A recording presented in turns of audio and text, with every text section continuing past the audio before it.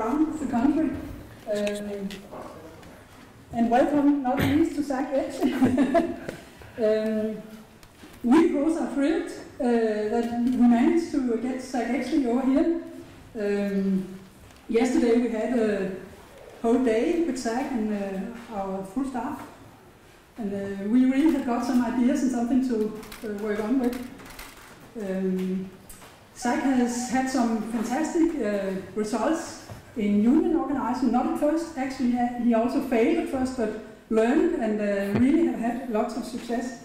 And as you perhaps all know, he was senior advisor at Bernie Sanders' campaign, running for president candidate up till last year.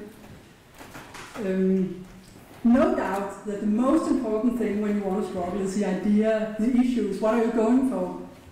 But as we all know, you won't always succeed just because you have the right case. And actually, Zach has some really good things about gathering people and make people fight together for what they want to gain. So we are all gathered here to get some inspiration for our further struggles. And welcome to that. And I have some practical things while Zach is talking. There will be no questions because we won't get finished that way. But all you sitting around the country, you can give us an SMS at 2180 as 80 12 56 21 80 12 56. And then you will get on with some of your questions. And here, when Zach is finished, you can have questions. It's not working, you mean? Yes, it works like this. So, okay. That's okay. About engine equipment or something. Okay. Thank you. Thank you. Thank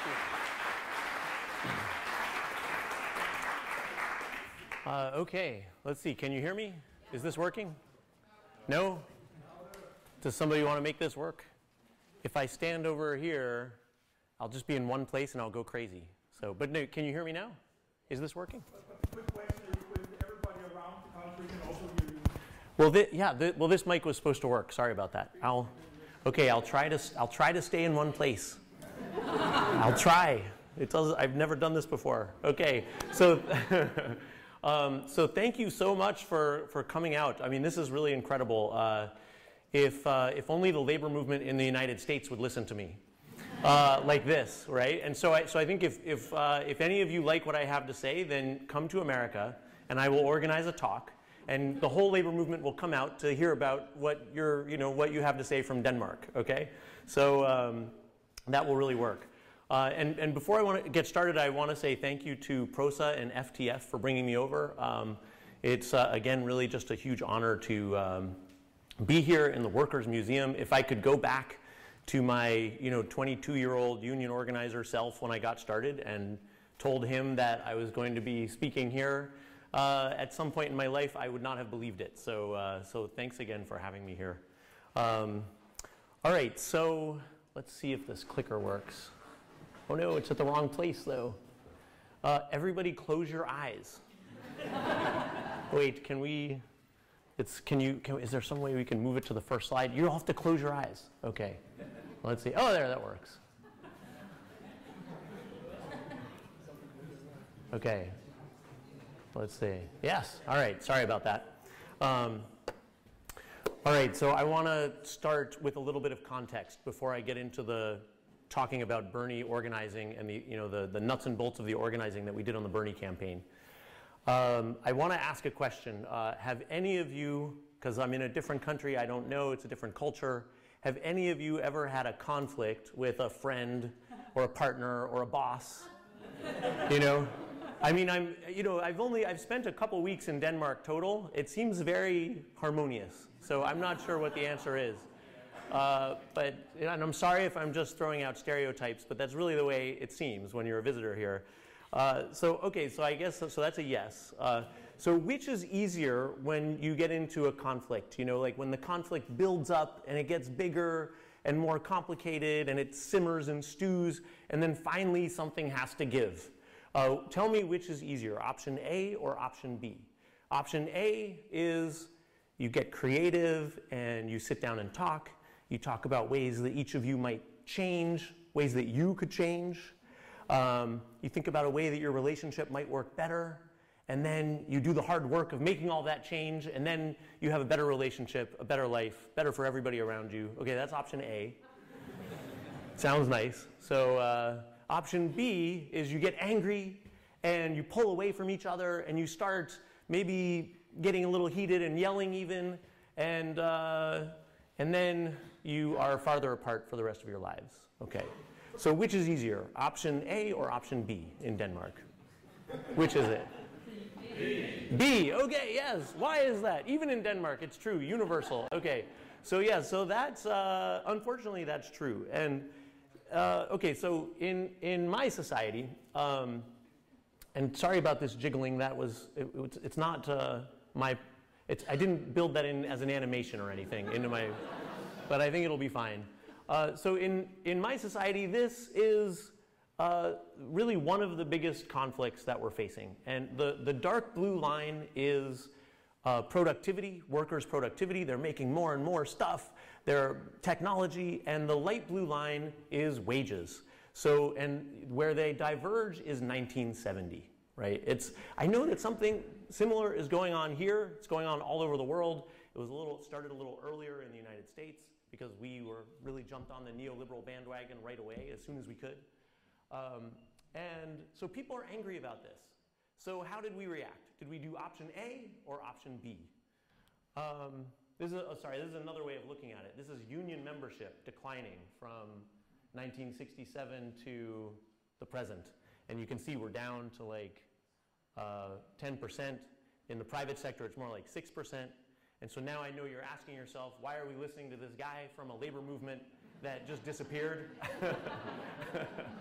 Well, take it as a warning from the other side of the ocean, okay? Because back there in the 60s, we were just like you guys. So think about that. All right, but here's what we did in response to that conflict. This is a crazy graph. The red dots are the Republicans, because in America, red is right-wing. It's confusing, but and the blue dots are Democrats in Congress. And anytime one of the red dots voted the same way on a bill with the blue dot, there's a line connecting them and they're a little closer, right? So, and the dates, which you probably can't see, are from 1982 to 2012, okay? So, and it gets even worse in the last few cycles, of course. So you can almost see America like these two tribes in America, the conservatives and the progressives, the atheists and the, evangelical Christians, pulling away from each other. And of course, when you get into that fight with the person you're in a relationship with, when you start yelling, are you yelling about the actual conflict that you had? Or are you yelling about a whole bunch of other stupid stuff that may not have even happened, right? Well, yeah. So, and this is exactly how Trump got elected. He was yelling about racism, about immigration problems that don't exist. In America, undocumented immigrants are far less likely to commit crimes than US citizens. Think about that. If you want safer streets and safer schools, more immigrants, please. But he said over and over and over again, every single day, Mexicans are rapists, they're criminals, they're murderers, every day. That's what he said over and over and over. And of course, he said a lot more. Muslims, Muslim ban, wants to patrol Muslim neighborhoods. Wants to have a deportation force. I mean, I know you saw some of this stuff, but it was crazy. All right, but there was somebody else who was yelling. But he was yelling about the actual conflict, right? But now I'm going to say something a little controversial, and I hope that my American colleagues are not watching the live stream, because they will really yell at me when I get home.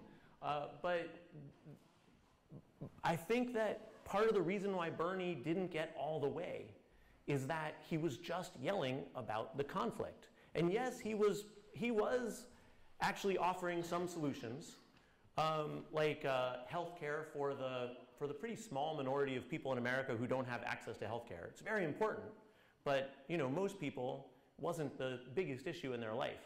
It wasn't exactly a revolutionary, beautiful, big vision. Free college tuition. I mean, this is pretty silly, isn't it? I'm here in Denmark talking about this revolutionary because, who was campaigning for the stuff that you guys take for granted. You don't just have free college tuition, you get paid to go to college. That's crazy. When I was young and I was, traveling in other countries, there'd always be Danes everywhere. I traveled in China a long time ago in 1987 when it was still a communist country and people called each other comrade.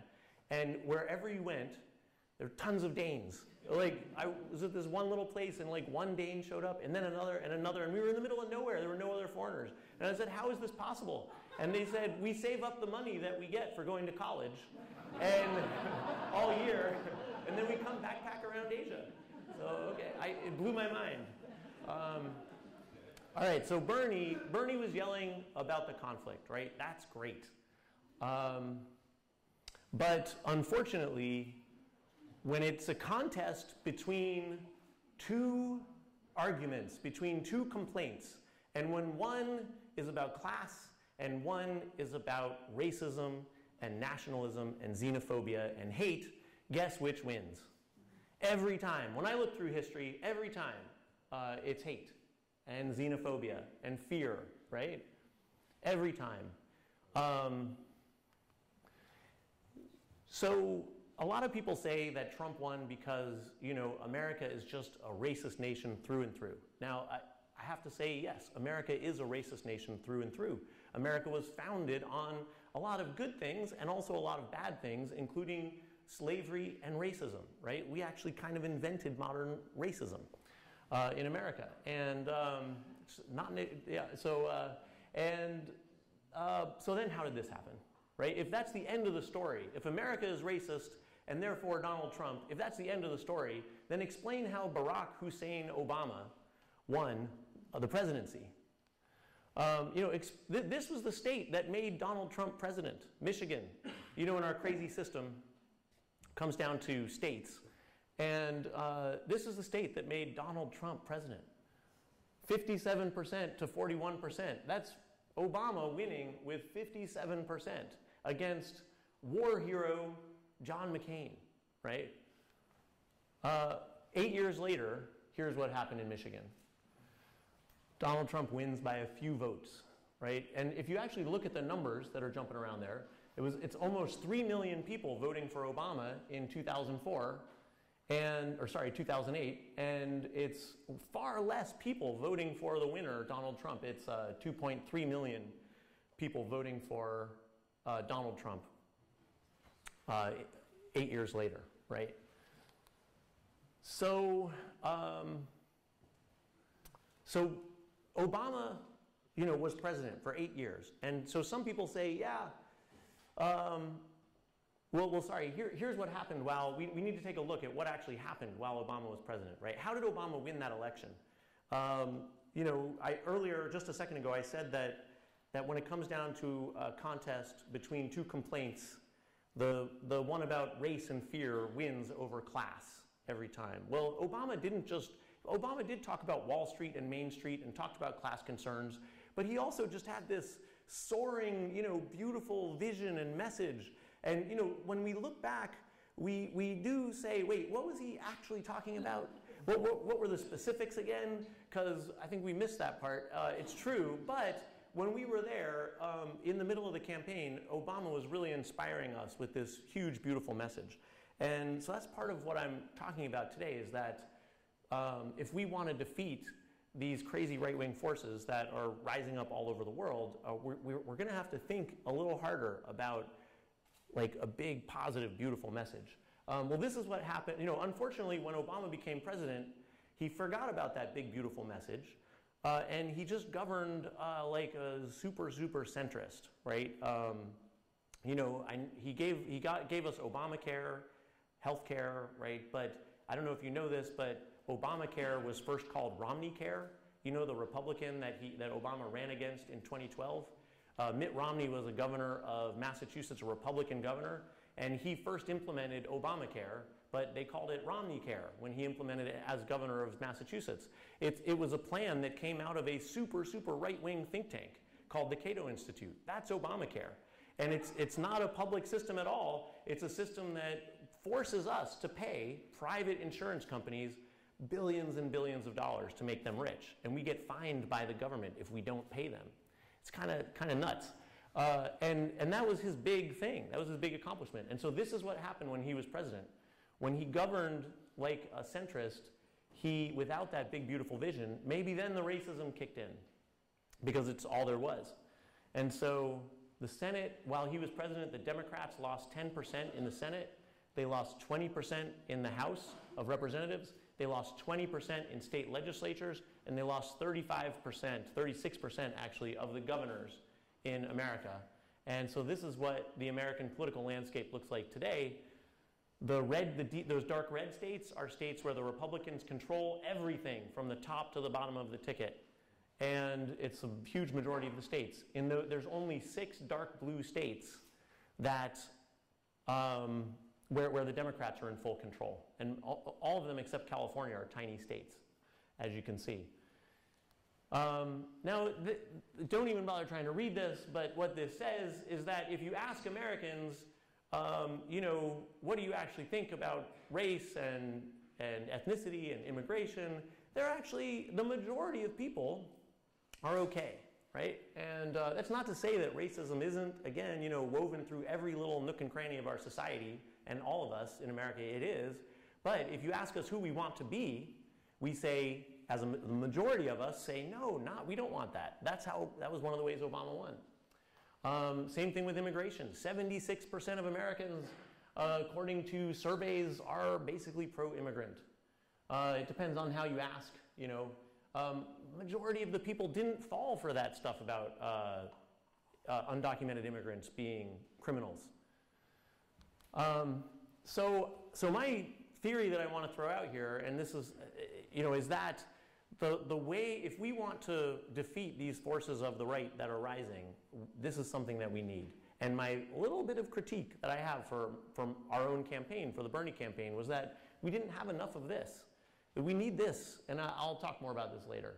And but we also need good old-fashioned great organizing, right? And to talk about our labor movement, that huge decline in our labor movement, it's the same exact thing. The reason why it declined, it used to have a big, beautiful vision about a better life for everybody, a massively better life. And the minute that vision disappeared, our labor movement started to disappear. But we also used to do great organizing way, way back in our labor movement. And when that stopped, that also helped us to disappear. But then something that we don't talk about very much, and I know that this is something that a lot of your unions are really working on, the great organizing part. And this, I can't stress how important I think this is for unions, for political campaigns, for civil society organizations, the relational, the one-to-one, the learning how to do team stuff. I know that my friend Marshall Gans from Harvard and from the farm workers movement, I know he's getting, he has a lot of fans here, which is amazing, and people are learning his stuff about how to build teams. And the public narrative stuff, that's all incredibly important for great organizing, to do great organizing. But this is what I really want to add to the conversation from our experience on the Bernie campaign. Because to tell you the truth, we did pretty bad organizing in my part of the campaign. My colleagues who were on the ground in the traditional field campaigns, they did amazing one-to-one team building organizing. But my program, as you'll see, was kind of messy. But we did have a scalable strategy, and that's what I want to talk about. And so we came up with a term for this. We called it big organizing. If you put all these things together, you get big organizing. And even though I'm saying that I think we would have done better if we had had an even bigger, more beautiful revolutionary goal, of course, for the voters that we were chasing in the Democratic primary, Bernie's message was pretty big and beautiful and revolutionary. And after all, he did call for a political revolution. And so this is how and we wrote a book about it. My colleague Becky Bond and I wrote a book trying to capture some of the lessons here. All right, so now I'm going to dive into talking about the Bernie campaign. And again, I know, I'm coming from a labor movement that has died and disappeared almost, and I'm coming from a campaign that lost. So again, you might be asking, why are we listening to this guy? But I know you probably have heard this, but Bernie, nobody knew who Bernie was before he was running for president. I mean, people in Vermont, his home state, which is almost the smallest state in America, they knew who he was and they loved him. But he was at 3% in the polls. Nobody even knew his name.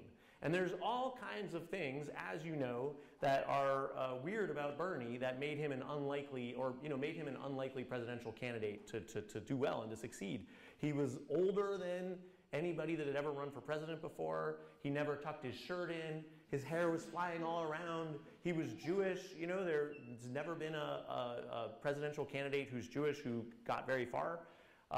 And he was a socialist. And in America, being a socialist is worse than being a child molester. And we almost had a child molester just win the Senate. Did you guys see that? Yes, Roy Moore. He was pretty much admitting it. And it's pretty crazy, and he almost won. All right, but this was 18 months before our election, and I know your elections are what, your campaigns are 3 weeks? Yes. Yeah, so ours are about 2 years, or in Hillary Clinton's case, it's like 12 years. And but Bernie jumped in. He jumped in very late. About 19 months before the election, and shortly thereafter, crowds started forming, and now again, his message was exactly what so many Democratic voters wanted to hear.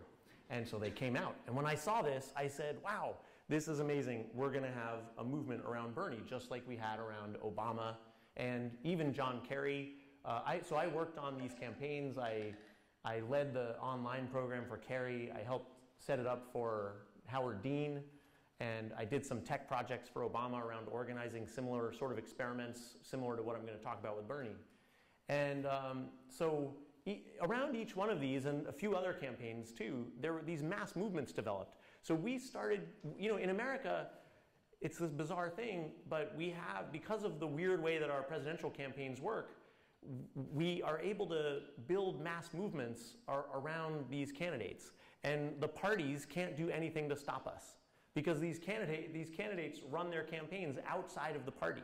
That has not always been the case, but it was because of all this internet money that we brought in, starting with Howard Dean, and John Kerry raised $125 million online, which was half of his budget. It was all this money they didn't expect. So the campaign was able to really build this huge infrastructure.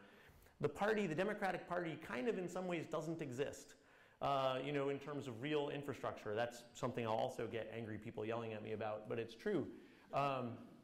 And then when Obama came along, Obama raised something like $800 million, for his campaign, and built this enormous campaign infrastructure. So I went to the campaign. I went with a friend of mine and a great organizer named Claire Sandberg, and the two of us went. And this is a map from early on in the campaign about where Bernie's donations were coming from. This is just one indication of how he had support all over the country, not just in Vermont. But if you look up there and you see that dark, dark spot, that's Vermont. Every single citizen of Vermont donated to Bernie. $27, that was the average. And so people were fired up and they wanted to do something. So we went, and because of my experience on these other campaigns, I had an idea of something that I really, really wanted to see happen. And in our bizarre system, where we have two presidential elections, we have the primary election first, where each party chooses the candidate, but the party doesn't choose. The people, everybody gets to vote. And so we have this first presidential election, and it goes state by state. There's not one national election. I know most of you know this, so sorry, but the first 4 states are the most important: Iowa and New Hampshire, South Carolina, and Nevada. It used to just be Iowa and New Hampshire, New Hampshire. But then somebody said, wait, why do the 2 smallest and whitest states in America pick who's going to be president? So then they added 2 more states. We wouldn't want to just reform the whole system. So we added a state where there are a lot of black voters, South Carolina, and a lot of Latino voters, Nevada. But still, so if you lose all these states, then you're out. You don't have any chance. The rest of the states don't matter. If you win, in Bernie's case, even if he won all 4 of those states, he was still going to have a huge challenge because Hillary Clinton had so much money and had the whole establishment behind her. So Bernie basically needed to win at least 3 of these to keep going. But we said, look, if Bernie wins these, if Bernie does okay here and gets to keep going, then what about all the rest of the states? It's going to be a terrible fight. And so let's start building there now. Let's mobilize all of these people all around the country to get moving so that they can get their states organized. Because the campaign only has enough resources to put staff on the ground in the early states. I know I'm getting complicated. I was told, don't get into all that complicated American presidential system stuff. But I don't know how to tell the story without explaining some of it. So they put staff on the ground in each of those states, and it's like a traditional field organizing program. But what about the rest of the states? We wanted to have some kind of infrastructure, some kind of campaign. But we also wanted to give all of these people a chance to help win these 4 states. So in America, we have public voter lists that tell what party every person belongs to and when they vote. And I see a couple of you are shaking your heads. Yeah, I know. So I know it's illegal over here, all over Europe. I guess there have been some problems in the past when you have lists of people, what they believe in, what party they belong to. So I don't know, but we're still doing it, and we'll see how that goes in the few coming years under Trump. But I know, check back, after he realizes he's going to lose the election. We'll see what happens to these voter lists. So we said, we have an idea. We're going to get people to, we're going to get people to phone bank. We're going to build a technology system that allows our volunteers all over the country to just dial a number and get connected to a voter after a voter after a voter after a voter. And phone banking is something, we call it phone banking, and it's very common in campaigns, but we said we're going to build one of those fancy automated dialer things that we have, and use that, and we're going to plug everybody, all these people that are donating, we're going to give them something more to do, and they're going to call people in Iowa and then New Hampshire, and they're actually going to help us win. And every time we identify a Bernie supporter in Iowa, we're going to give that name to the people in an actual field office in Iowa, and they're going to go make sure that they come down and vote. All right. So we told them it's going to be a beautiful system. We were like, Trump, don't trust us. This system, it's going to be amazing. It's going to work so great. And people were begging us to do stuff. There were news reports about how angry people were that that our volunteers were not, that we weren't already giving our volunteers stuff to do. And they were like, the Obama campaign gave us so much stuff to do. And I said, yeah, 2 weeks before the general election. It's 18 months before the election. Give us a few minutes to get going. And so everybody said, okay. And so for a few months, we built this amazing system. We finally said, okay, everybody, we're ready. During those few months, we said, yeah, just go sign up supporters in your neighborhoods and wait for us. And of course, everybody was doing stuff on social media. And so when we said, we're ready, we're going to get you guys phone banking, our supporters started making their own how-to guides and, making memes to, you have to phone bank. And everybody really got into it, Reddit, everybody was going nuts. All right, so now we had several million people on our email list. So take a guess, like per million people that we emailed, during this whole time, our email list is growing because we had an amazing digital team that was running a great online campaign. So our email list is growing bigger and bigger and bigger. And everybody's begging us every day, we want to start. So finally we emailed them. How many people per million people on our email list do you think clicked on the link that we sent them and made a couple of calls or more? Raise your hand if you think it was more than 1,000. All right. Raise your hand if you think it was more than 100,000. Raise your hand if you think it was more than 1 million.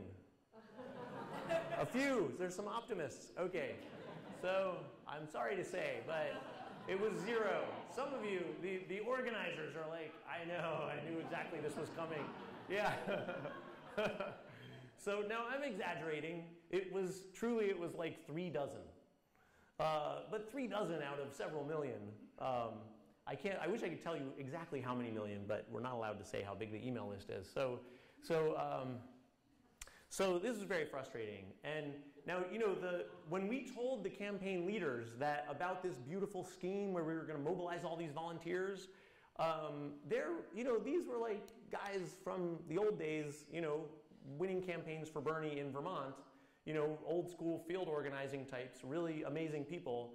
And they were, let's say, a little skeptical about our whole scheme. So, and we were like, no, you don't understand, it's the internet, it's going to be amazing.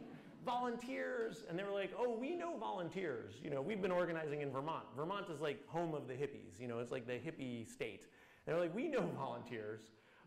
And so we said, no. And so what do you think we did? Do you think we went to the campaign manager and said, you were right, we failed? No. No way. Luckily, they had forgotten that we existed. So, but luckily there was an intern in the travel department who was just approving our travel. And so we went out, and what happened was I said, wait a minute, I remember that I was an organizer before the internet. And when we didn't have email addresses and when we actually had to go talk to people in person. And so now I want to take a little tangent. I want to take a little quick detour and talk about some stuff that I learned when I was a labor organizer that I brought back on the Bernie campaign. So, oh, sorry, I forgot these two slides. I was going to say why, I was going to ask why did people not phone bank? And there's a simple reason. Phone banking is boring and scary, right? If it was boring and really easy, then maybe. If it was if it was hard and really exciting, then yeah. But it's boring and scary, so that's the big problem, right? All right, so I don't know if you can see that, but this is now I'm talking about my union days. So here I am working in the Michigan factories. No, I'm just kidding. This is Eminem, and you know the rapper Eminem. Raise your hand if you saw 8 Mile, the Eminem movie. Wow, are you serious? That's amazing. If he's more popular in Denmark than America. Okay, so, but here's the thing. When I went to work, I did go to work in factories with the UAW in Michigan, in Detroit. And the same year that Eminem was working in his factory. And I was just like 3 blocks. I was like at 9 Mile. And he was at 8 Mile. I'm serious. I'm not joking. The roads are named like 4 Mile, 8 Mile, 10 Mile. And I was right down the street from Eminem, as it turns out. I did not know that at the time. But when I saw the movie, I was like, whoa. And the reason I went to work in the factories is because I started out as an organizer. You know, I graduated from university. I was a left-winger. I had read about labor history, and I was inspired, and I went to organize. And the problem is that when the mass labor movement died down, and nobody was organizing anymore, you know, a bunch of really amazing people came into the labor movement from the civil rights movement and the anti-war movement, and they were all followers of this guy who, how many people know who this is? Do you know who? I'm just curious. It's Saul Alinsky, okay? And Saul Alinsky wrote a book called Rules for Radicals. So now you know where we got our title, Rules for Revolutionaries. And you know, after the big mass movement stuff of the civil rights movement, for example, and the big mass organizing movements of the labor movement, a lot of people said, you know, it all stopped, it all died. And so then they concluded that it must have been stupid. It must have been not worth it. It must have been the wrong way to organize because it stopped. Like it should have gone on forever. And Saul Alinsky was one of these people. I'm simplifying, and more people are going to yell at me after this, but I'm simplifying a little, but that's kind of the gist of it. And so in this book, he kind of really talks down movements a bit. And Hillary Clinton was a big fan of Saul Alinsky. She actually had a correspondence with him when she was a student at Wellesley. She wrote her senior thesis about Alinsky. Alinsky was really a big deal, had a big impact on lots of people. And so the people that sort of came out, and so you know all this stuff about one-on-ones. Now don't get me wrong, one-on-one relational organizing is really important. But something weird happened with this Alinsky movement, in my opinion. And it was that it fetishized this one-on-one interaction. And it said, all you gotta do, if you just go and have these one-on-one conversations and use and develop a personal relationship and make people make a commitment, that's all we need to do. And so let's just go do that. when people show up to these huge rallies, they're not really getting engaged, they're not really making a deep connection. So we need to go make that deep connection, and then just think of what we'll be able to accomplish with all those relationships. And so the whole book is kind of full of these kind of dialogues, and my training as an organizer, when I went through the AFL-CIO Organizing Institute, and my training consisted of doing a lot of these kind of role plays with like imaginary workers. And I know it's jumping around here, but it's the workers all, I realized this later, that the workers in all these role plays, they were always a little slow, you know, in these role plays. I'm not talking about real workers, I'm talking about, you know, imagined workers by the people that came in from these new social movements. But, you know, so here's Saul Alinsky trying to talk to somebody about their terrible apartment and that they should organize a rent strike. And, you know, so he says, well, what if you all didn't pay your rent? The guy sitting outside there's a guy sitting outside his apartment building, you know, just with nothing to do, you know, hanging around. And he says, well, they'd throw us out. The landlord would throw us out in 10 minutes. The organizer says, what if nobody in that building paid their rent? And the guy outside says, well, they'd start to throw, hey, you know what? They'd have trouble throwing everybody out, wouldn't they? And then the organizer says, yeah, I guess they would. You know, he's using the Socratic method, you know? And he's tricking this guy into thinking that it's his own idea. This was kind of part of Alinsky's method. There's going to be so many people yelling at me after this. And then, you know, the guy outside says, hey, you know, maybe you got something. Say, I'd like you to meet some of my friends. How about a drink? So here's the question. Why didn't the organizer just say, hey, I'm from the tenants union, and we're trying to see if there are any leaders in your building who would like to join our plan to have this big rent strike all over the city. Why shouldn't the organizer say that? What was that? No one would come. No one would come? Well, I think, okay, well, let me see. So one answer was nobody would come. I think, let me see, what's the, yeah, so there's this, so that's the answer that I was trained into, that would not work.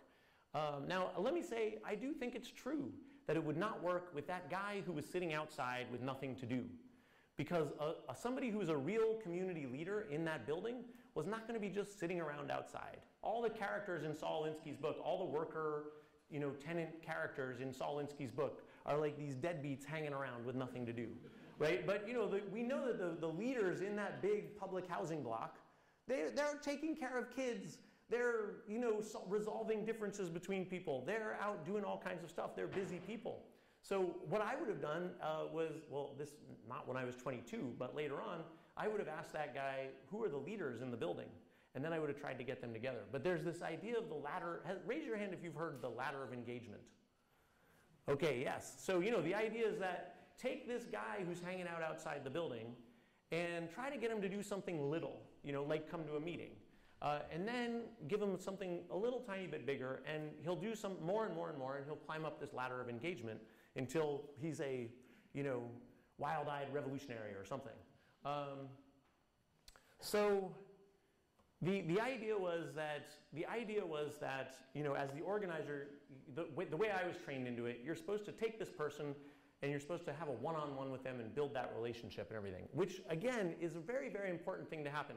The only thing I'm saying that should be different from what Saul Alinsky was sort of inadvertently training us into was that, because he didn't really mean it, it's just sort of the way it got interpreted, was that you should just go have one-on-ones with whatever random people you meet, instead of actually trying to approach a community as a community that has a leadership, right? Now, this group of people, this is what we figured out we could get people to do with our email list. This is something that was easy and fun and exciting. It was just show up at an event and meet other Bernie supporters and meet an organizer from the Bernie campaign. So we found that when we sent emails out to our email list, this would happen, even if we sent it out the night before. And this was in just like a neighborhood of some city. This was just, and then we went all around the city and had a bunch more meetings like this. So we didn't know what we were going to do at first, but we knew that sending emails and asking people to click on links to make phone calls was not going to work. So we said, okay, let's get them together and let's try to figure something out. When we told the traditional field organizers that we were going to go do this, they laughed.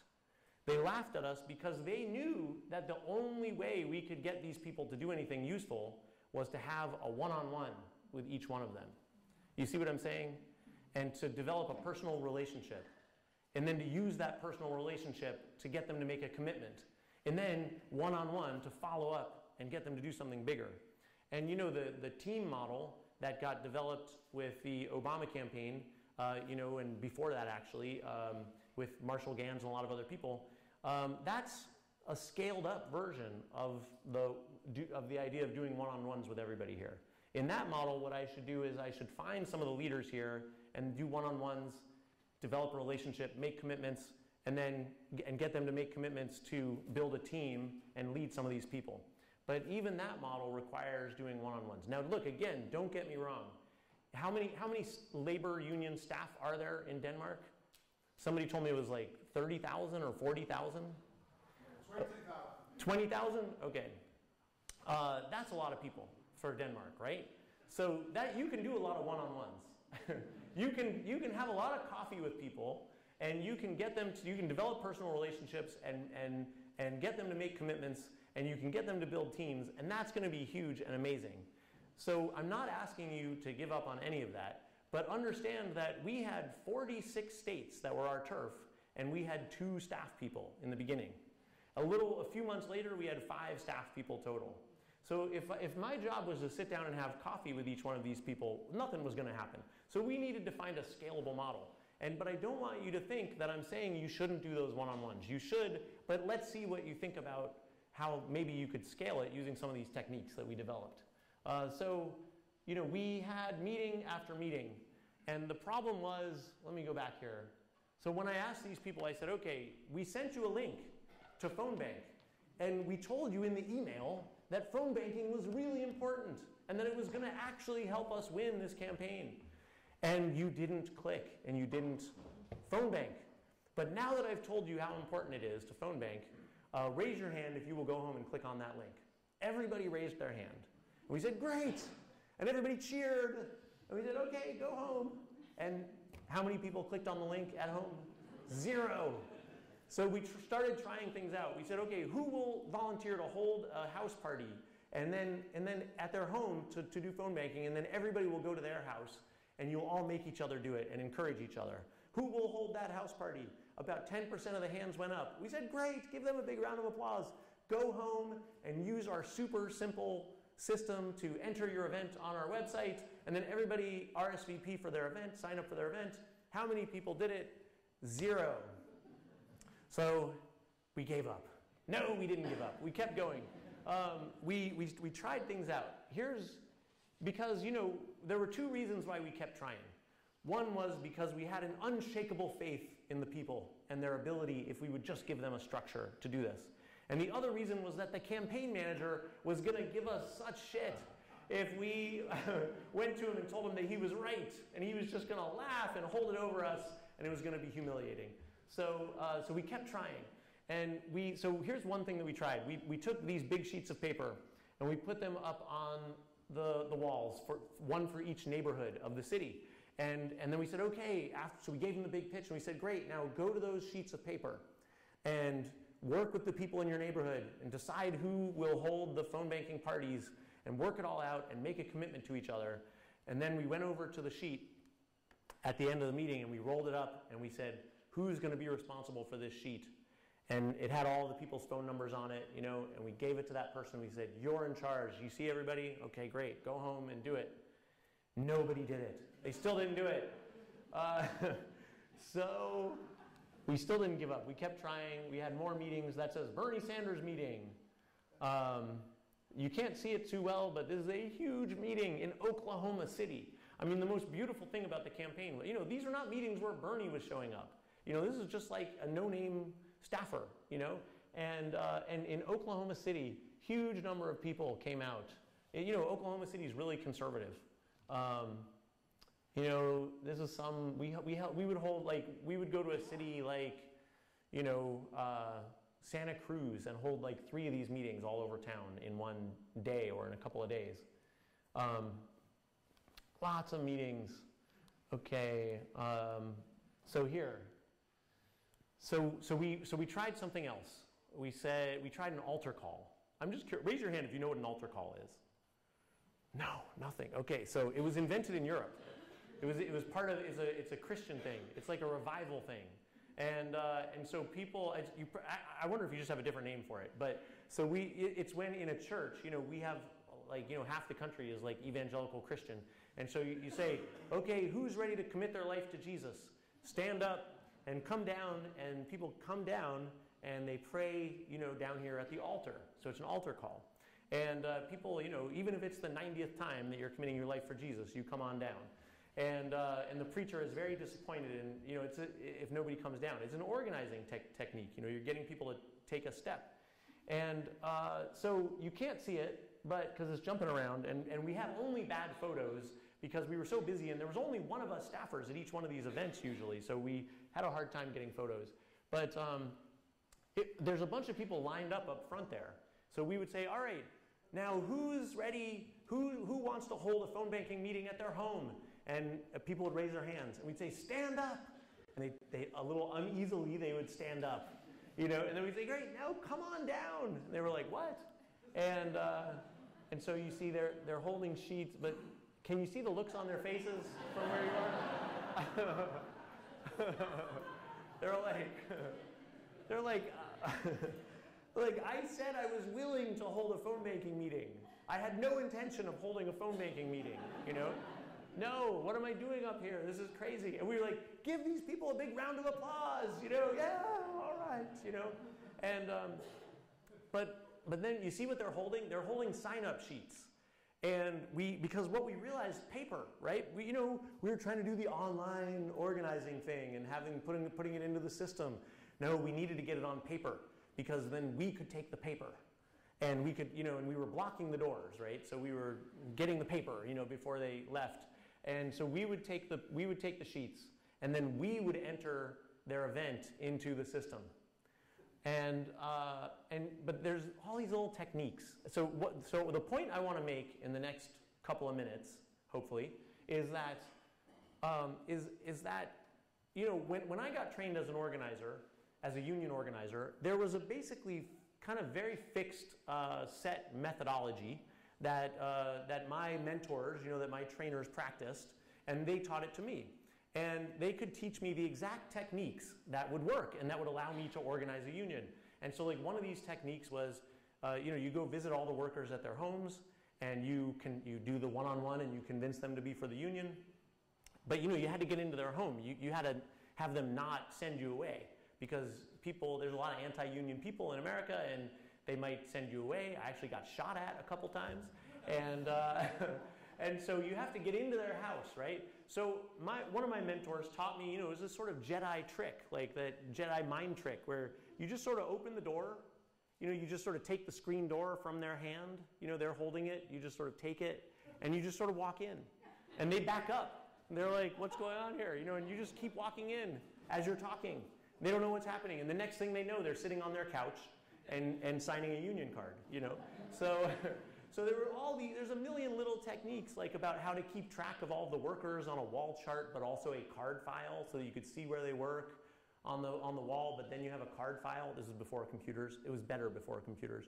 And because you could just look it right up and take the card out of the shoebox, And all these little techniques allowed us to organize unions. So the problem was with this thing that we were trying to do, get all these people all over the country to somehow do this phone banking and organize these phone banking parties, there was no set method, right? And so there were all these little techniques that we had to figure out. And here's the thing, I think this is the world that we are all living in now, all the time, in all of our movements, and all of our unions, and all of our campaigns. Because of the way, the structure of the people, the way we are organized as a people, it revolutionizes every couple of years, every 6 months even, right? So we have to figure this stuff out. We have to be incredibly agile and creative in figuring this stuff out. And it comes down to these minute little details. So I just want to give you a few of the details as examples. So you see the sign-up sheets that they're holding? Now, clipboards, right? I mean, when you have a bunch of people and they all have to write on something, you need clipboards, because otherwise people put it on their back, you know what I mean? You guys know what I'm talking about, right? So the problem is that we, 5 staffers were hopping from city to city, and sometimes going to like 5 meetings in a city in a couple of days. And have you ever tried to transport as just you yourself, like 75 clipboards? Raise your hand if you've ever tried to like move more than 20 clipboards somewhere. It's like impossible, right? It's like, they don't fit. And so we had to, and I know this sounds ridiculous. You're like, why did this guy come from America to tell me about this technique about, for replacing a clipboard? But the thing is it took us forever to think this up. Our staff was saying, like, it's not working, it's too chaotic. They didn't say, when we were trying this out, our staff didn't say, and sometimes I was one of the staff people saying this, they didn't say, well, the clipboards, we can't transport enough clipboards, and so there's no place to write on the sign-up sheet. They didn't say that. All they said was, this is just too confusing. It's a mess. There's all these people, and they have to and your whole idea of having them fill out these forms, it doesn't work. This just isn't going to work. That's what we kept hearing over and over again. Sometimes I was the one saying it, and luckily somebody would talk me out of that. So it was because we kept trying, and we figured out these little things. So instead of clipboards, they had a foam board card. And you know what foam board is? It's like cardboard, but it's super light and smooth. You know what it is, I'm using the wrong word. It's like a craft type of thing. And so they sell it at stores all over the place, and you'd have to get an X-Acto knife and cut it, and then like 100 of those boards would fit in a small suitcase, very light and perfect. But then there's rubber bands holding the sign-up sheet onto the foam board. And then voila, it worked. But you know what? There was still a problem. The people, when they would fill out the sheets, their handwriting was so terrible. Why was it so terrible? Because they didn't want us to be able to understand what they were writing. They were making one last-ditch effort to get out of it, right? And I'm joking about these amazing people, but this is how we all are, right? We need, if we're going to do something scary, and maybe also boring, but very important, we need somebody to help us get over the humps to do it. So what we did is and it was also very chaotic, and they would have all these questions, Before they could fill out their address, they had some question about it, Before they could say what night they wanted to hold the phone bank, they had some question. They actually had like 9 questions. We learned that it was the same 9 questions every time. They didn't need these questions answered. Again, it was just trying to get out of it. So what we did is we would email the group, we would email the whole crowd, and we would say, if you can come a few minutes early, if you can come 20 minutes early, show up, and we're going to give you some stuff to do. So a bunch of people would come, and we would say, great, now we need you to help these people fill out their forms. And it turned out that helping them fill out their forms wasn't good enough. They needed to fill the forms out for them. And so every day our staff would have conversations working out these little details. Uh-oh. Let's see what happened here.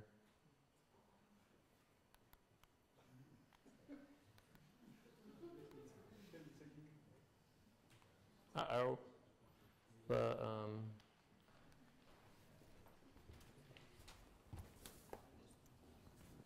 It's stuck. Okay.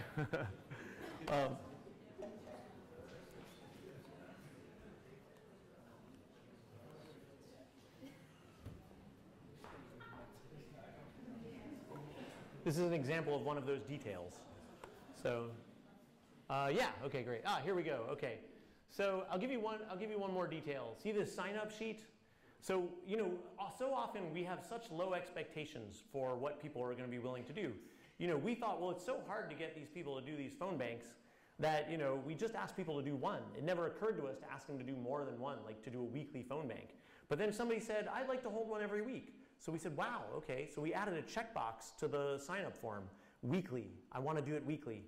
But then somebody said, I'd love to do it weekly, but I can't do it the week after next because my mother-in-law is coming to town. And so we said, okay, wow. And then somebody thought up this idea to put the calendar on there. And can you see it? Oh, no. Ah! So it's the CIA. It's an attack. It's a DDS attack. Okay, so thank you. Thanks. So you see what that person did? They chose every Tuesday and they chose 3 Fridays, but not the 27th. So we got literally 10 times as many of these house parties by doing it this way. Well, I guess not 10 times, but we got something like 5 times because a lot of people wanted to do lots of these events. And now, here's the thing. Trying to do this thing at scale, all these little details I just covered, it still would not have worked. It wouldn't have worked at all if we didn't also use the internet to make this scalable. And what we did is because I'll give you an example why. For me to get all this information into our system, I would have to sit there and enter all the information on this form, including the 10 people that signed up down at the bottom of the form. I'd have to enter it all into our system and then hit submit. And of course, it took like 5 different screens to enter this information. And I'd have to wait 10 seconds every time, get the hourglass. And then I'd have to do it all again for the next party. So if I got 75 of these sheets in one day, sometimes we did 3 events in a day. And so then I'd have to, there was no way I could do the data entry. So we created a data entry team, and it was volunteers all over the country collaborating using Slack, which is this messaging tool for work, and also using Google Sheets. And what I would do is I would just take a picture of each one of the sheets, and then I would hit send, and it would go off to the data entry team. I would just email it to dataentry@berniesanders.com, and they would, and this team, like this hive of worker bees, would enter it all into the system just perfectly. And so how did we build those teams? We'd send an email. I'd send an email to 100 people on my email list, and just 100. It could be a random 100 people. And we would invite them to get on to a conference call. And I would actually use this crazy tactic sometimes where I would email everybody. I'd email 100 people and I'd say, if you can join me in 5 minutes, get on this conference call. And 10 people would get on. So one thing I was learning about these people is they were ready and they had nothing else going on. So, and like earlier I was saying that's not always a good thing if they don't have anything else going on. But for data entry, it's great if somebody doesn't have anything else going on. And some of the people on our data entry team turned out to be great leaders and ran this whole team seamlessly. We wound up hiring some of the volunteers. Like somebody who ran the data entry team had a cruise scheduled to Alaska or something. It was like a 2-week cruise. The whole thing was going to fall apart. But she had a great deputy who had a very busy day job. So we asked her, how much do you like your day job? And she didn't like it at all. So we said, quit and work for us. And we started, and we hired her as one of our staff members. I could tell you about 20 other of these distributed teams that we built out like that. And this whole system wouldn't have worked at all if we didn't have the support of all of those teams. And we would keep them motivated by doing video conferences, phone calls, all kinds of stuff. Through all these meetings, we'd have people pitch their parties. That's how people knew where to go when they came up and signed up. But you see how I'm always holding the microphone? You can't quite see it. But if you let people hold the microphone, they would just talk forever. So you had to hold it. Okay, the last thing is we weren't refuting, we weren't throwing away the organizing techniques that we were talking about earlier of building relationships, having one-on-one conversations, and making commitments. This is like one of these groups where everybody's coming up to sign up for somebody's party, right? You see they're in a circle. We tried to minimize that time, but then we realized that's when people were making the commitments. And so the host might be saying, I'm going to cook for you guys. That is something that's going to make sure that people are coming because she's making a commitment to them. And then one of these people might say, I have a great dip recipe. I'm going to bring it. And then the other person will say, I'm going to bring chips. So now the chips person, they're going to come. Because if they don't come, there's going to be a bowl of dip just sitting there. Terrible. And so I'm joking, but that's actually true. I heard conversations like that when I walked around. People were making commitments. And so 100,000 phone banking parties happened in the Bernie campaign. Not exactly, but almost 100,000 of these phone banking parties took place. The people that gathered there made 81 million calls, mostly into those early states. We don't know if it really made a difference, but I think it must have been part of what helped. Of course, the real credit goes to the people on the ground in those states that did the work. And so we had 1,000 of these organizing meetings. 2/3 of those organizing meetings were run by volunteers. We were able to develop this model and then pass it off to volunteers. And so, would it have been better if we could have done more training, if we had had 20,000 staffers like Obama? The Obama campaign had like 20,000 staffers, right, running around in the field. If we had had that, yes, it would have been amazing. If we had been able to do all of that training and team building and leadership development, it would have been even better. It was really kind of a shit show, to tell you the truth. But this is what I wanted to get across, was that this was our experience taking a stab at scaling up organizing in a new way. Hopefully the next time around, whether it's us doing it on another presidential campaign or you guys doing it in the labor movement in Denmark, hopefully we can bring it really all together and make it happen on a whole new level. So thank you very much, and I think we maybe have, yes, we have a little bit of time for questions and answers, I think. Thanks.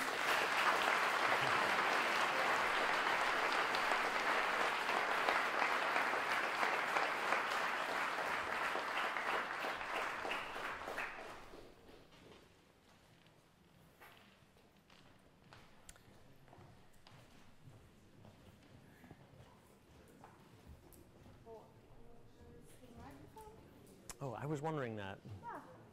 Yeah. Some text apart, I think. Want to go? Yeah. Go on. We're waiting for the microphone, everybody. Sorry about that. I could tell you 12 more little details that we figured out. No.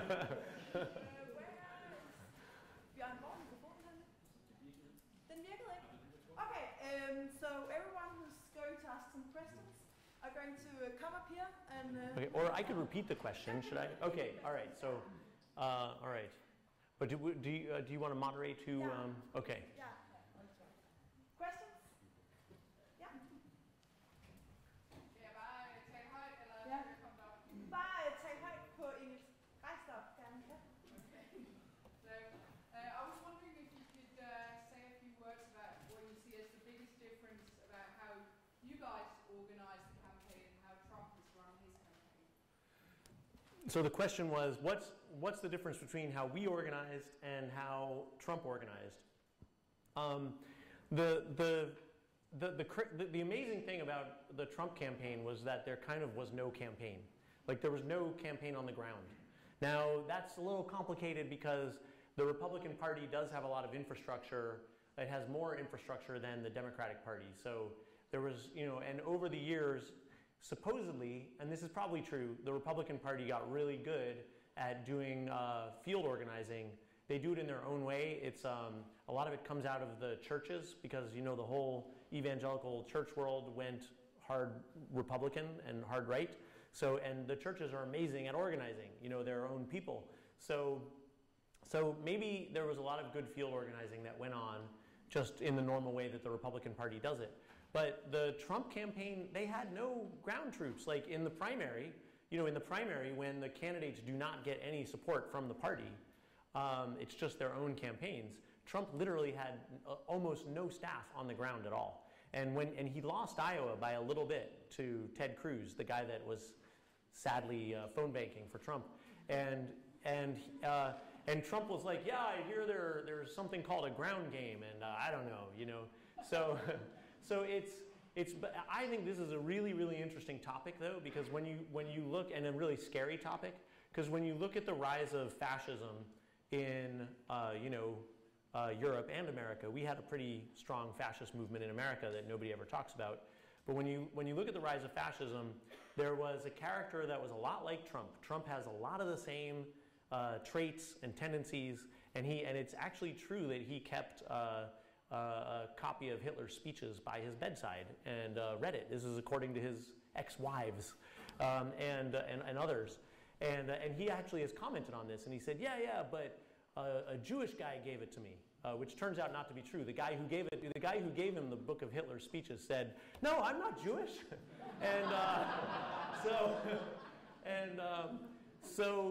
but the thing is in the rise of fascism in Europe, these fascist leader characters had big parties, and the parties were a new kind of party, and they used stadiums and helicopters and planes and and radio and megaphones. It was all new technology. They were like the cutting edge internet technology organizers of their day.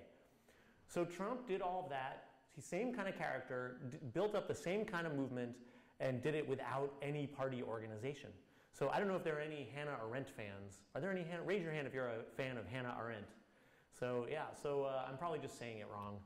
I'm sure there's more fans of, I'm saying it terribly wrong, right? So there's got to be more fans of Hannah Arendt than, yes, some hands are going up, than of Eminem in this gathering.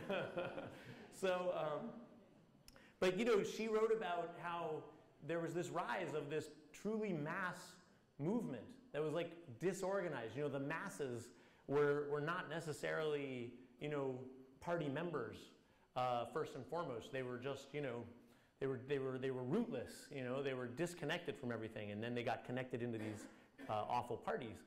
So Trump has created a new model where you don't need the party organization.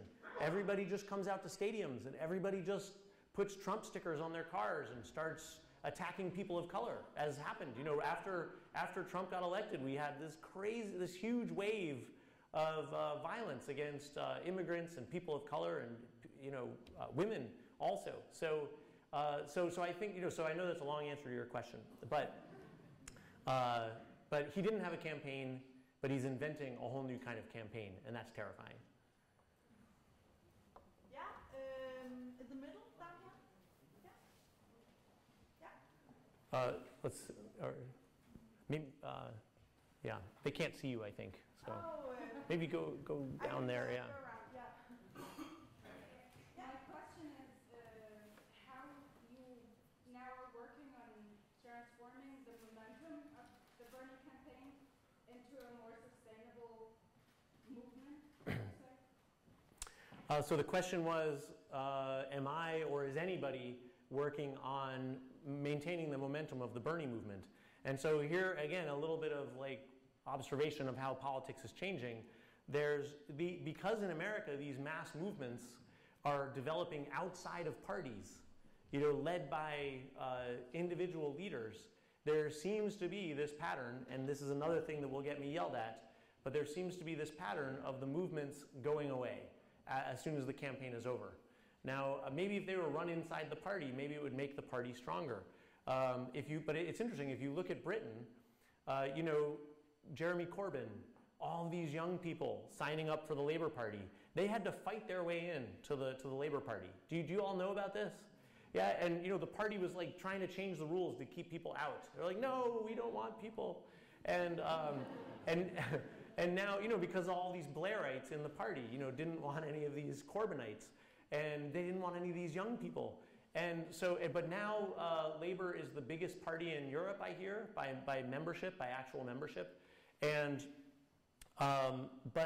but still the party is resisting. But we'll see after this election with Corbyn, we'll see if the Labour Party becomes a true mass movement organization. It's funny, you said Momentum, and there was this external group called Momentum that actually organized a lot of the movement around Corbyn outside of the party, just like in America. This thing with Germany was very interesting, where the same thing happened, all these young people signing up for the Social Democrats to try and keep them out of the coalition. So, in America, because of the internet, parties lost control of their movements. They lost control of their politics, which seemed like kind of I'm not saying it was a good thing, but it was a necessary thing. The downside is that the movement can't continue, apparently. Obama, said he was going to continue the movement, and he actually hired he kept 150 organizers on staff. But like I was telling you about his healthcare program, his political people knew that his base was going to hate the healthcare program, and so maybe that's why they kind of didn't really fund the movement, and didn't really support it going forward. And so don't get me wrong, a lot of people did a lot of good work, with Organizing for America. A lot of them are good friends of mine. They did amazing work, but that movement didn't really reach its full potential. And then, so Organizing for America had 150 staff right after the Obama campaign. Bernie's movement, Our Revolution, had like 15 staff after the Bernie campaign. So why is that? I don't know. But there seems to be some like iron law of nature that the movement can't continue within the campaign or within the party. So yeah, we have a whole bunch of different organizations in America now all leading the resistance and trying to keep the momentum going. But momentum for what? And again, they're doing amazing work resisting, right? But that's not going to get us moving forward. We need to have a bigger vision somehow. I don't know where it's going to come from. Sorry to be so pessimistic. And now we got a question from the people streaming. Okay. Someone asking what kind of activities would you do if you had to do the campaign again today? So what would we do differently, I think, if we could start over? Well, one big thing would be to start earlier, because everything I described, it took so long to figure that out. And I didn't tell you about so many of the things that didn't work.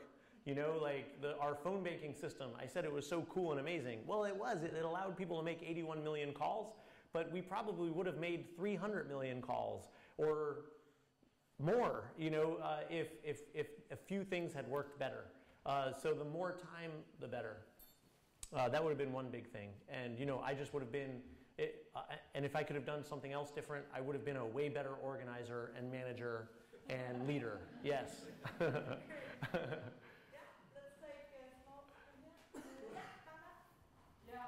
very interested about the unions. Why did the unions, do you have any ideas why the unions went down that much in America? And do you have any good ideas what we can do to maintain our memberships of the unions in Denmark? Well, I know why our membership went down in America. It was because the labor movement stopped standing for a big, beautiful, revolutionary vision. And it used to. It's, you know, when the labor movement was organizing millions and millions of workers and taking over buildings, and I actually have like, I guess I talked too slow, so I had some, by the way, did you know that the labor movement and the civil rights movement in America was partly we have Denmark partly to thanks for it?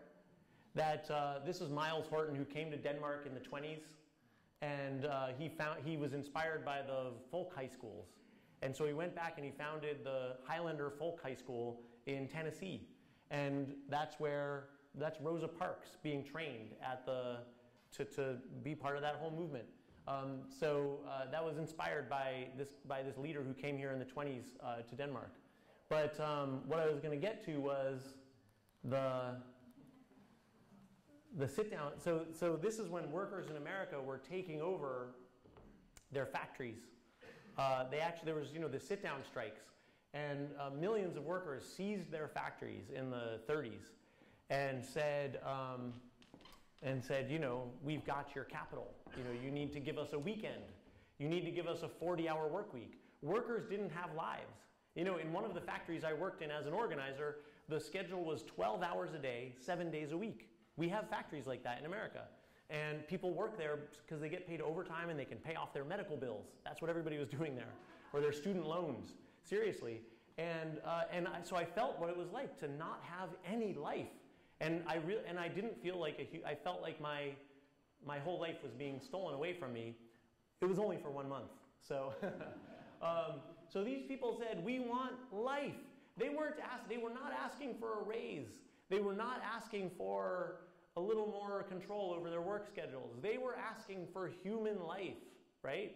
And so now we're talking about, oh, let's go to a 35-hour work week. I don't think that's not the kind of change that people are willing to have a social revolution for. I mean, you know, a democratic electoral revolution, like Bernie would say, oh, a political revolution.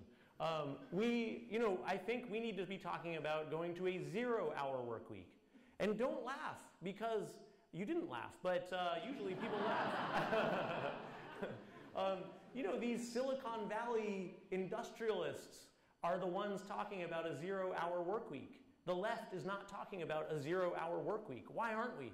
It's like we've come so close to the Garden of Eden that, you know, people in the Old Testament were talking about. You know, if you go back and look at that stuff, human beings were dreaming of a time when when everybody would control their means of making a living, and it would be really easy and nice. And when everybody would be peaceful, everything would be peaceful, nobody's babies would die. Look at how close we've come.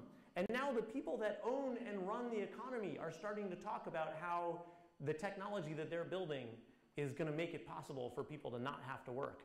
Why is it that those business leaders are talking about that and not the left? So, okay, yeah. See, that's why it's nice to be in Denmark, because in America it would be like, but that's not possible. So I think, you know, as soon as the labor movement stopped talking about that big exciting stuff, and they just took their gains, you know, it stopped. And I think I have a slide that says something about that. You know, there's no way like the American way, world's highest standard of living, and labor bought into that. And sometimes when I hang out in Denmark, it sounds like maybe some people here have bought into this too, right? And I don't care if you've got the coolest job that you bike to on your hip bike, on your bike lane that's so convenient, and you sit down at your organic wood cubicle, you know, in your beautifully Scandinavian designed office. I don't care. You shouldn't be doing that 40 hours a week. You know, what are we doing? And you're the lucky ones, right? Still, a majority of the people in Denmark are going to jobs that they really don't like. So, and their kids are going to go to the same jobs, if not worse jobs, right? That didn't used to be what people, that's not what your parents thought, right? Your parents were sure that you were going to live wildly better lives than they lived, right? That's what my parents thought. That's what my grandparents thought. It's not true anymore. And so how dare we, you know, who have made it into the upper middle class, speaking for myself anyways, the professional university educated class, how dare we think that everybody is going to be okay with this? You know, so that's why I think the labor movement died. Sorry. Yeah. First of all, thank you for being here today. You're welcome. Thank you for the great jiggling. Yes. My question is, when you recruited your volunteers, did you do anything specific to make sure it was a diverse group, so everyone was kind of represented? So the question was, did we do anything when we recruited the volunteers to make sure that we had a diverse group so that everybody was represented? So, so the answer is kind of unfortunately no. Because, and it's true, a critique of the, now we would have liked to, but we could not find a way to do that because you know, we were sending out emails and telling people to come to public meetings. In one, you know, one organization that I helped start afterwards, after the Bernie campaign, we actually had a deliberate policy of making sure that all the leaders of all the teams and groups and all the core members, that we did have really good representation, and that it was actually going to be a majority person of color group and a majority women group, which actually makes sense in America because America is getting close to, at least if you take the progressives in America, that's a majority person of color group. So, so it's incredibly important, but we weren't able to do that in this movement. And there is something about this internet organizing that reinforces the kind of racist patterns in America and exclusionary patterns in America. Because people of color, there were a lot of people of color who came to our organizing meetings and who came to these phone banks. But people of color were far underrepresented. And, you know, there's a thing in America, I don't know if I'm just going to speak for America, where, you know, a lot of people of color, they know that that's going to be a mostly white meeting. And they don't want to go there and deal with all the bullshit that they have to deal with in a majority white meeting, right? And so they're going to go to a person of color group where they feel included often. So that's a big challenge for this kind of organizing. And I think that the only way it would work, again, is like I just said, is if you start with a totally representative group to start with and then build from there. Yeah, and we got one from Odense asking, how are you and the Justice Democrats organizing for the midterms?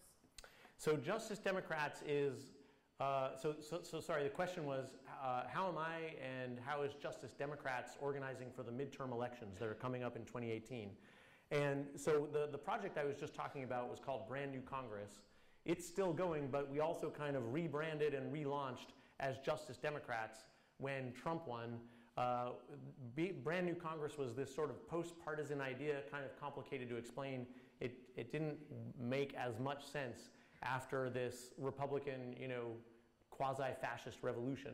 So we just said, okay, we're the Democrats. We're working for to elect Democrats. And it's kind of like the Tea Party of the left. It's kind of a insurgent campaign within the Democratic Party. We have such a weird system that's why we have to do it that way.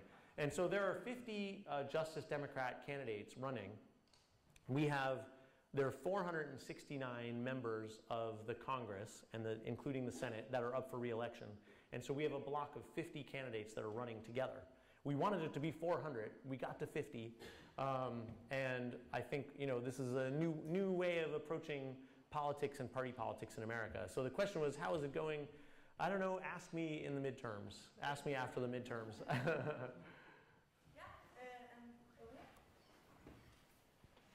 Yes, so basically you are asking us to have faith in our union members, and you are also asking us to believe in, and also to propose bigger goals than just incremental gains or this or that reform.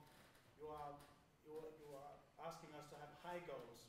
So do you have any examples outside the presidential campaign, for example in the union movement in the US, where people are implementing these kinds of ideas, trusting in the members? Do you see any labor initiatives that are in the labor movement? Yes. Yeah, well, there is amazing organizing. So sorry, I should repeat the question. The question is that I'm asking us all in the labor movement around the world to trust in our union members and to allow them to do more than we ordinarily, or to do as much as they can. And are there any inspiring examples in the U.S. labor movement? And so the answer is yes. There's amazing organizing happening in pockets all over the world. I mean, all over the U.S., also all over the world. But there's amazing organizing happening all over the United States. But I think that, and I know, I mean, I'm going to repeat myself a little bit, I guess, so I'll try to not do that too much. But I think though that as an organizer, right, when I was a labor organizer, we organized eventually in a new way. I worked with some colleagues, and we did something that in spirit was a bit like what I just described with Bernie. Instead of doing one-on-ones with all the workers, we would find the leaders. This was the kind of organizing I did after I had worked in the factories. And so we would find the leaders, and we would get them together, and we would basically give them a strategy. We would collaborate with them and give them a strategy that made sense, because we knew about labor law, they didn't. We knew what their employer was going to do. We have terrible anti-union campaigns in America, and we have to fight shop by shop. I know that, again, this sounds crazy. And so we would give them this information, but we would really just leave it up to them to organize. And what we found was we left that model behind, that extremely orthodox one-by-one model. We left that behind, and we built strong teams. So a bit like the Marshall-Ganz model. And then we built a strong organizing committee, and then let the organizing committee go. Now I know a lot of you are saying, that's what I do. Okay, well, great. It took me several years to learn it, But once we did that, it was amazing. But we were still only organizing one little shop at a time, right? And the best it got for me was when we were in Minnesota. I was working at a local union in Minnesota, which is a state where everybody is Scandinavian, and so it's the best state. And they actually have, a better social welfare deal, believe it or not, than the rest of the country for some reason. But the state was cutting, and so we said, okay, we're going to organize. We presented a vision to the workers. We're going to organize all of the healthcare workers in this state. It was a healthcare workers union, and maybe that's going to take 10 years or 20, but then we're going to have the power to stop these cuts. So that was our message. Instead of, what we were trained to do, which was to talk about how, if you guys organize a union, you can get a little bit of a raise and a union bulletin board, and you'll have dignity because you'll have a voice. You know, I mean, what I learned when I worked in the factories was that workers said, fuck you, I have plenty of dignity in my life. I don't need it from you, you know. I'm already a leader in my church and my kids' school and my family and my neighborhood. I don't need to be a leader in your stupid organization that has only been losing for the last like 30 years. You know, that's what people were saying in the factory. When the union organizer would knock on their door, because I would get the reports from the organizers about my coworkers, you know, at night. And when the organizer would knock on the door, the worker who was saying what I just said at work would say, I'm afraid, you know, I don't want to lose my job, I don't want to rock the boat, and they would close the door. They just wanted to get rid of the organizer. They were lying. You know, the best leaders would just lie to the organizers to get rid of them. And so, but when we started telling this story about we're going to organize all the healthcare workers in the state, and then we're going to have political power, we're going to have like a revolution for healthcare workers in Minnesota, then suddenly people, the really good leaders in the workplaces were with us. They came out. They said, now you're making some sense. And, you know, because one of the things that I heard in this one factory over and over again was, why does the union think that we're going to have any power if the 300 of us in this factory organize? This was a place where auto workers were making minimum wage because the big three automakers had pushed so much work out into these sweatshops, these little sweatshops, you know, little parts factories. And he said, we're 300 workers. This company has 10,000 workers in 50 plants, and they're moving them to Mexico as fast as they can, right? So what would a strategy have been? Like, the workers knew that our strategy was stupid. That's why I said, well, you need a good, scalable, winning strategy, right? So what would a winning strategy for the UAW, for the United Auto Workers, have been back then? Well, to organize all of the factories. You know, like that, the factories I showed up on the screen a second ago, they went out, first of all, they were going after the biggest industry, the auto industry, and they were going after the biggest employer first. They went after General Motors first. That was a strategy that made sense because they knew that those workers were going to be able to set wages. And so probably I'm talking too much because you guys are like, yes, of course. Okay, but is the Danish labor movement giving, I don't know, is it giving Danish workers a vision for how we can move forward again? No? Okay, well, then, well, I think you should. It's too late for us in America. We need to have a whole nother revolution to get back to where we were. You know, it's going to need to get a lot worse before it gets better. It's too late for us. Don't let it, you know, don't let the power that you have right now, 20,000 people in this country working for the labor movement, you have to put them to work getting this revolution started again. Yeah.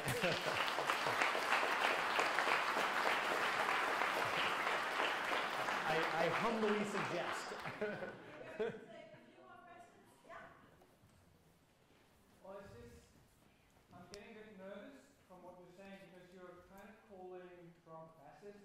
I understand why you do it, and I understand why you're kind of harsh against the people who voted for Trump.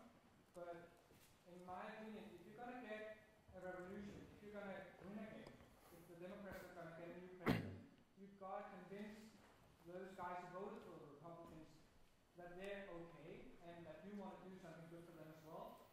And I just want to know how we want to do that. My advice is you can't call them fascists. You need to find something that you have in common and include them in your dream. Yeah, okay, so the question was, should I really be calling, if I want to win a majority, if I want to be part of a winning majority in America, should I really be calling the other side fascists like I was calling Trump? And you were saying that we should figure out a way to reach the people on the other side. So this is a complicated question, and right now in America we're having this discussion around that question, and it's getting really messy and confusing, and everybody's yelling at each other. Usually because we're just really misunderstanding each other. So just to be really clear, like about 20 or 30% of the people who voted for Trump Now keep in mind that only 25%, think about this, only 25% of eligible voters in America voted for Trump. Another 25% of eligible voters voted for Hillary.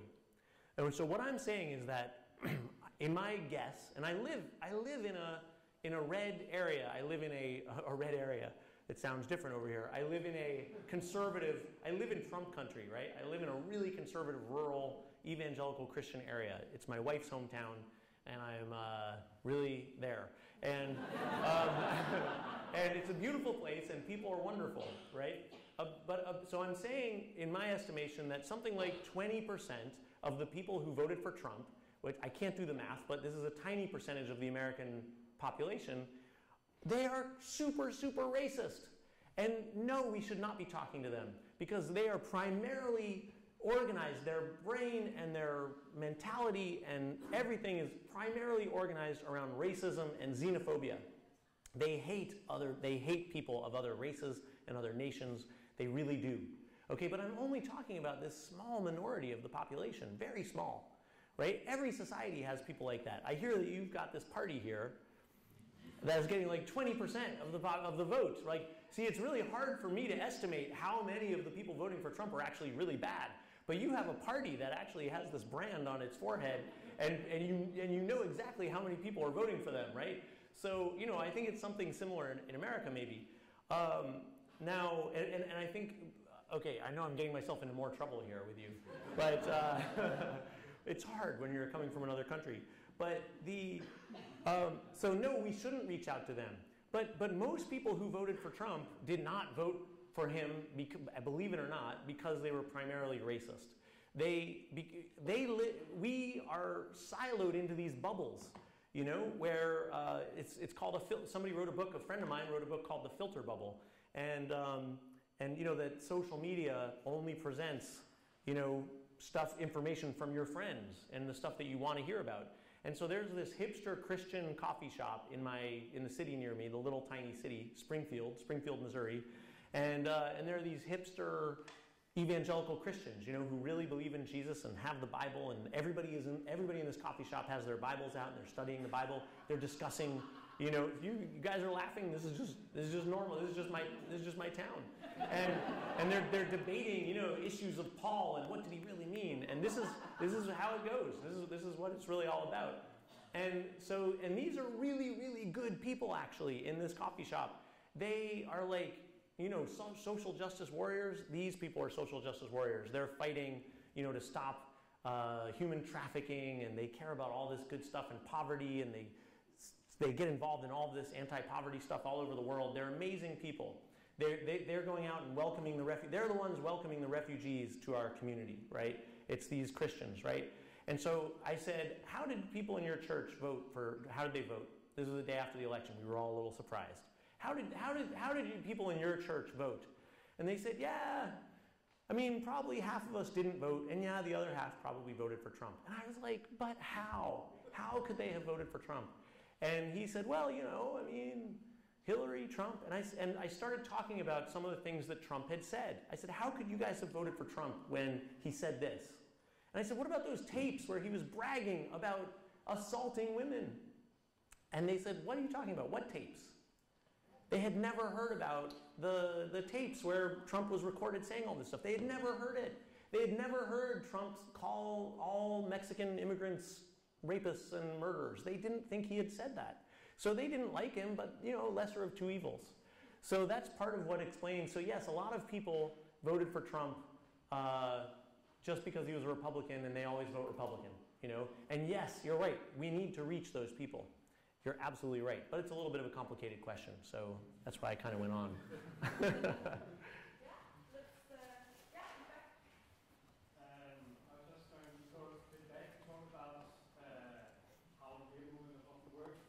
Oh wait, sorry, can you speak up a little bit? Yeah, I'll try to speak about it. Going a bit back to talk about the paradise of having no zero hours and how that we liberate. That's true that there's been an agenda on the new movement to have lower the amount of labor. I was just thinking for a lot of people in the world, that is always the reality. So they cannot straight get by because they're part of what guys then call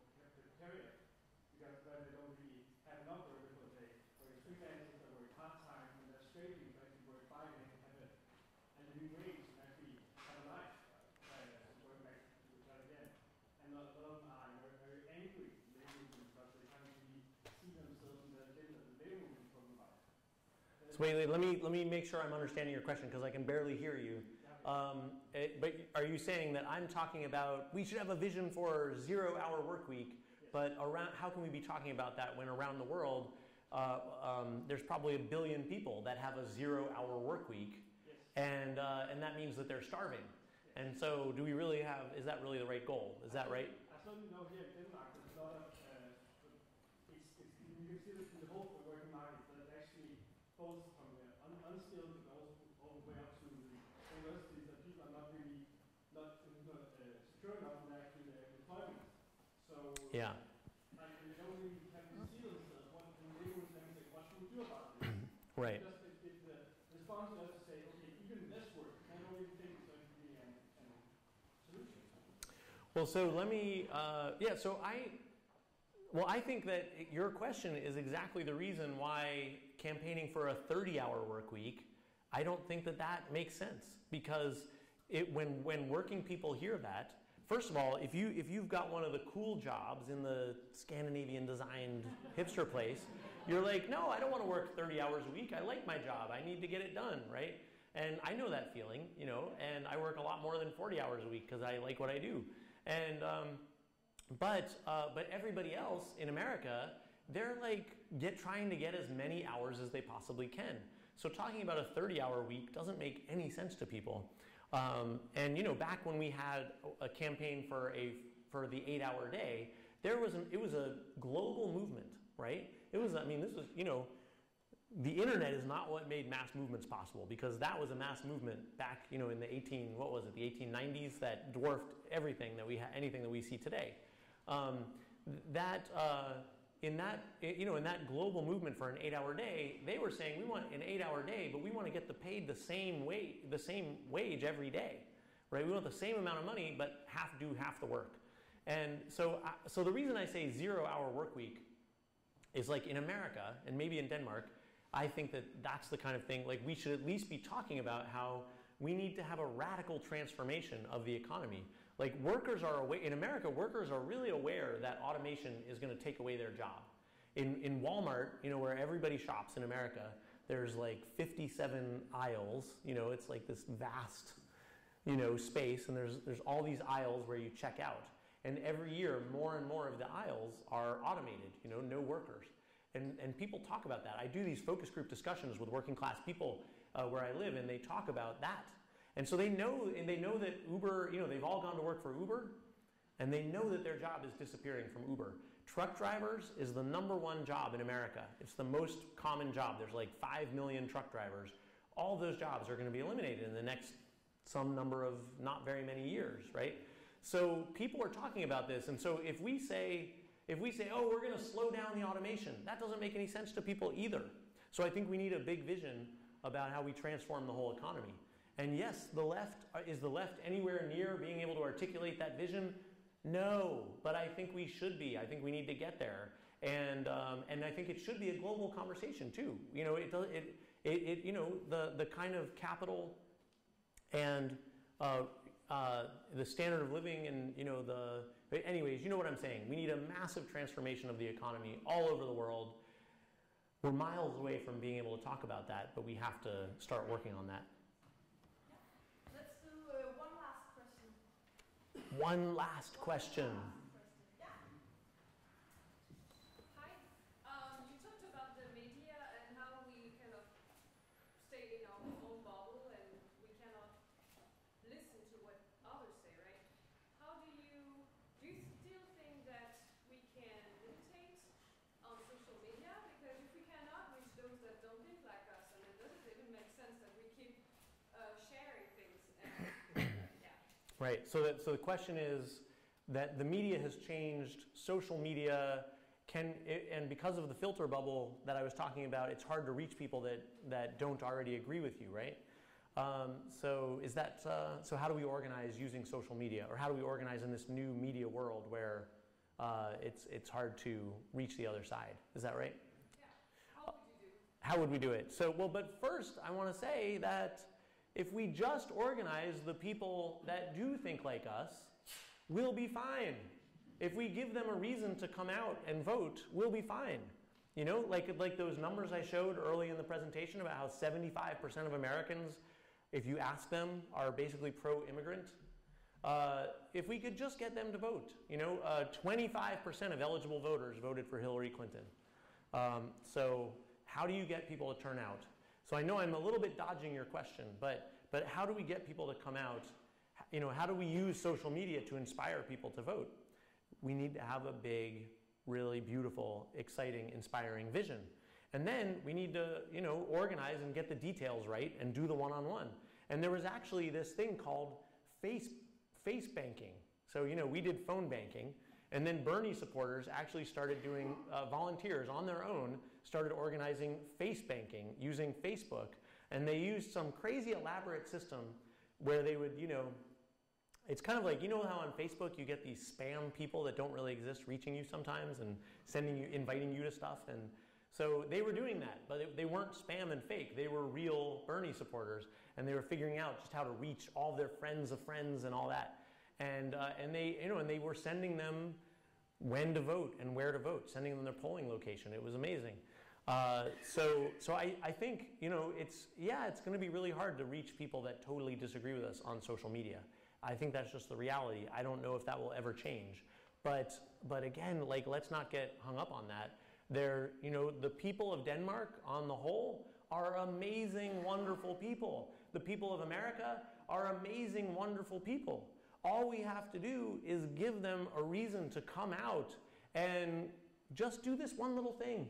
Just, you know, I don't know how you do it in Denmark, but we pull these little levers. It's actually a little confusing sometimes. That's part of the problem. But we pull a little lever and we vote. We just need people to show up and vote. But they're not going to do it unless we give them something to vote for. So I think that's, you know, I think that's the answer to your question. So let's do that.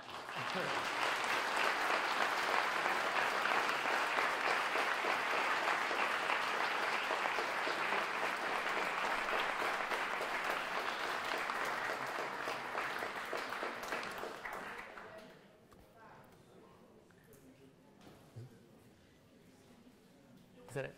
Or is there any? Yes. Sorry. And thank you very much, all of you, for coming. And of course, a huge thanks to Zach. We are so delighted that you're here, and we look forward to discussing all of this with all of you in here. Yeah. All right. Thanks so much. Yeah. Thank you. Thank you.